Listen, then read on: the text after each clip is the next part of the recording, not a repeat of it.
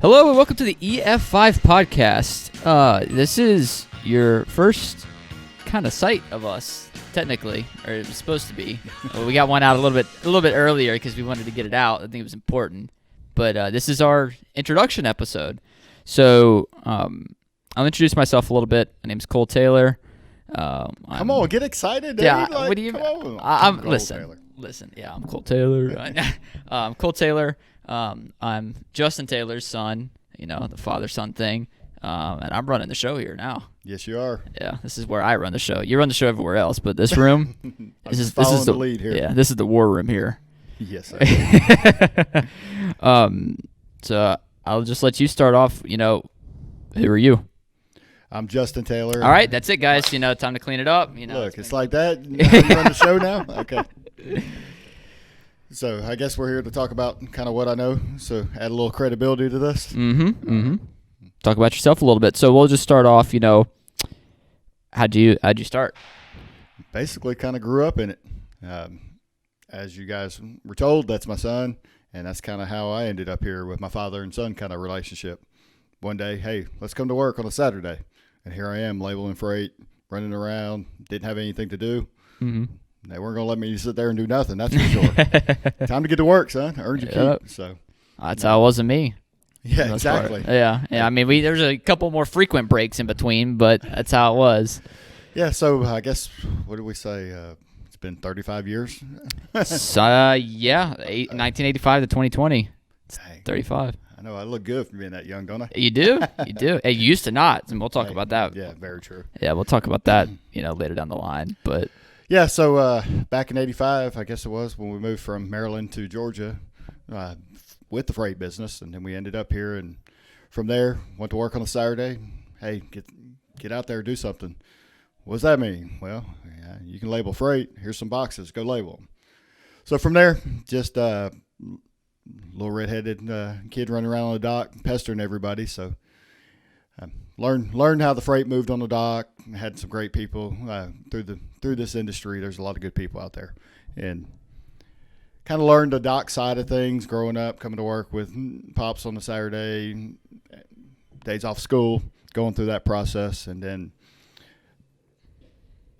I guess I was a school guy to a point, but I wanted to get out of it as quick as I was in it. So I had a chance to do that after school work program, and they put me to work processing files, doing some things in the office. So I had some office experience, and then went into college, and then from there, was sitting in college one day and said, hey, this isn't for me, and reached back out. And that was before the 96 Olympics. It was, I guess that was 94, 95 range is when I kind of started in the business officially, legally, by work standards. And then from there, just kind of worked the night shift, where everybody kind of starts, the job, the entry-level job area. And at that point, I was doing import or more export-oriented shipments, processing house bills, doing things, preparing the documentation, doing some warehouse work, and just grew within the forwarding side of the business and grew into different roles, doing customer-specific roles. At one point, I was on site at General Electric's facility when they moved from location in New York. They brought it down to the south. So I was on site with General Electric, kind of customer-specific roles, dealing with them, and then moved back. I did some warehousing stuff, did some on-site customer-specific stuff where we were packaging, crating, warehousing stuff for Case tractor parts. And then from there, moved into more distribution warehousing services that the forwarders tend to be this one-all service for a customer that might be shipping something out from overseas or bringing something in import-wise. So they offer extension of warehousing. So I did some of that, and then moved in to working with the airlines, negotiating rates with the airlines, doing stuff of that nature for consolidating exports into like a gateway role is what they would call it. So I did some of that. And in the middle there, we had Olympics, 9/11, a lot of different things going on. So I got a lot of experiences through that stuff along the way. Okay. There's a lot to take in there, which is a good thing. So I wanna scale it back to you mentioned the Olympics and 9/11, those events that happened. I mean, 85 to 2020, like we said, it's 35 years. There's a lot that can change in the climate of the world. Absolutely. In 35 years, especially in the local level as well. I mean, at least I could argue that Atlanta has probably changed for the, better or worse. It's up to you. But since the Olympics came, I'm sure there was a shift in how Atlanta operated to different things that they took in moving forward. Yeah, traffic. Yeah, traffic. I mean, is a great Traffic's example. like Allen Iverson. Practice. Yeah, we got to go through it. So, traffic's one key thing that stands out. And, the flow of goods, technology, a lot of elements have changed along the way to make what us old people in the business, 35 years in the business, from what it looked like then to what it looks like today. Right. So. Right. Now, with your experience that you got, through the 9/11 times and the Olympics, those are two vastly different, events that happened. What was it, 5 years in between? It was 96 to 2001, right? Yep. So it was 5 years in between. I mean, you're going from some of the, quickest and hottest times of getting, freight moving in and out to 5 years later where you're almost still kind of feeling the pressure of the Olympics still at that time. Like it hasn't really bounced off of you yet. And then everything just cuts off. And it is a scary time, not just for as a business, or as an employee or as a business owner, but also, just as a citizen. At that time I was still with the forwarding side, and we'll get to it shortly, but I moved on to now what we have today is a truck and transportation. We do some logistic stuff here as far as warehouse distribution here at Elite, and then we also do some brokerage of loads and things of that nature. So through that time, definitely a lot of things changed, and it went from mass chaos to 96 Olympics, where we were handling from anything and everything all at one time through here. We were from horses and horse caravans coming through to broadcast. Every press center of every world press media location was coming through here, and we had a lot of crazy situations, from rowing boats to at one point we were scanning for security for everything coming in, or a good portion of things coming in. There's a lot of cool stories behind the scenes that a lot of people don't know that maybe we'll have time to share along the way. I know from what you've told me, there's some that also probably shouldn't be leaked out either.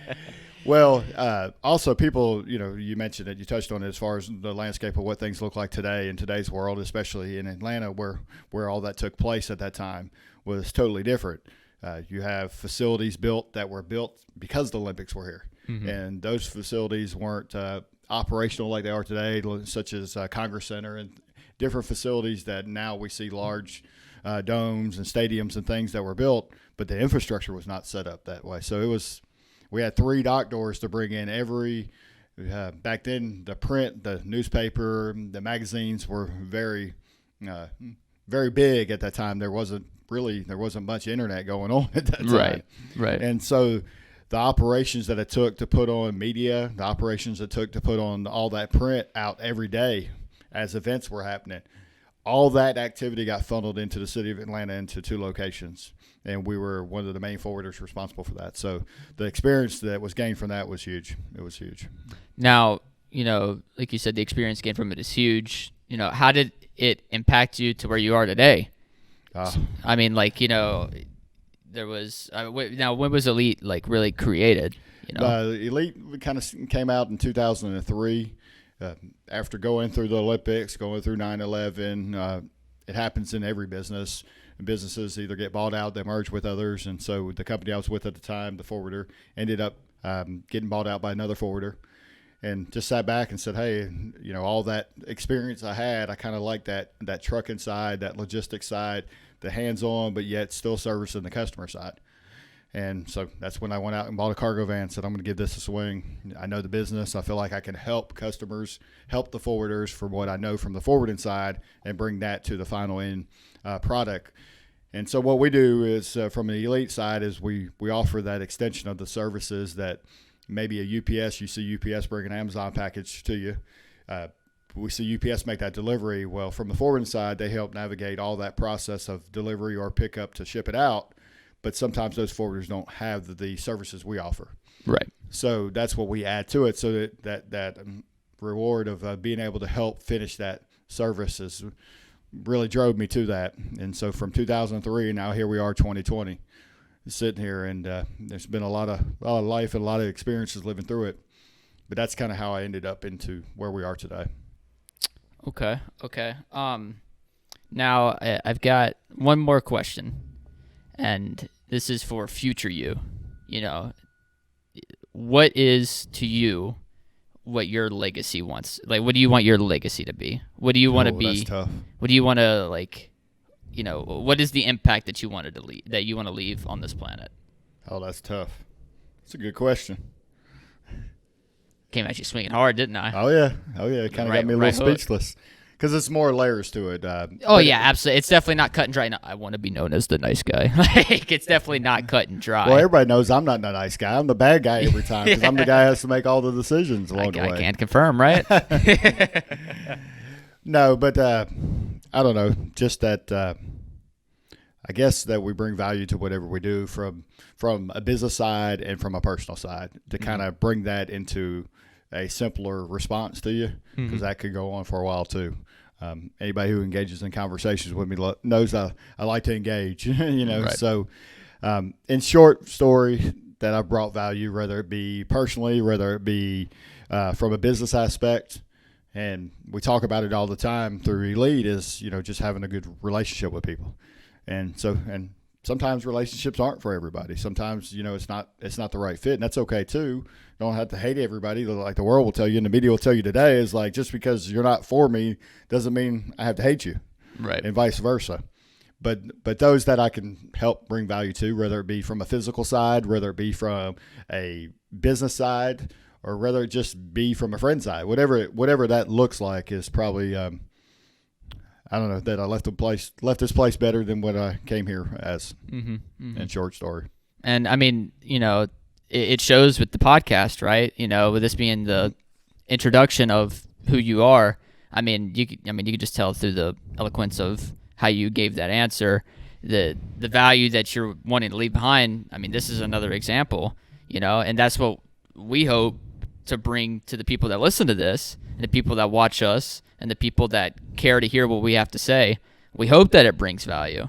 And if it does bring value, then, feel free to share it, with your friends, family, Facebook, Twitter, put it on your LinkedIn if you want, if you have some connections between us, stuff like that, absolutely feel free to share this. I mean, this is going to be something that you see more often, just content that we push out that is meaningful, or at least our attempt at being meaningful. Oh, come on now. We are going to be meaningful. Yeah, of course we are.